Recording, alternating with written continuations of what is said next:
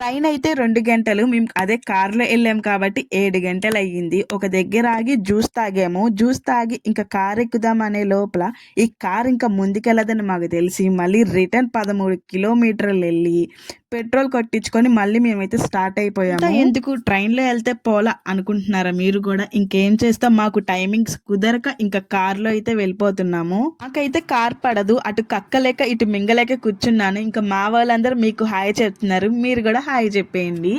ఇంకా మేమైతే దగ్గరికి లోపల రైల్వే గేట్ అయితే వేసారు. మీకు ఒక బోర్డ్ కనిపిస్తుంది. కనిపించిన దాంట్లో మీకు ఆ ఊరు నేమ్ కనిపిస్తే మీరు కామెంట్ సెక్షన్లో అయితే కామెంట్ చేసేయండి. అన్ని రోజులు సిటీలోనే ఉండి మనం విలేజ్కి వెళ్ళంగానే ఆ ఫీలే వేరే లెవెల్గా ఉంటుంది. అది నిజమే కదా, మీకు కూడా అలాగే అనిపిస్తుందా? నాకైతే ఖచ్చితంగా అలాగే అనిపిస్తుంది. ఇంకా ఇంటి దగ్గరికి అయితే వచ్చేసాం మేము.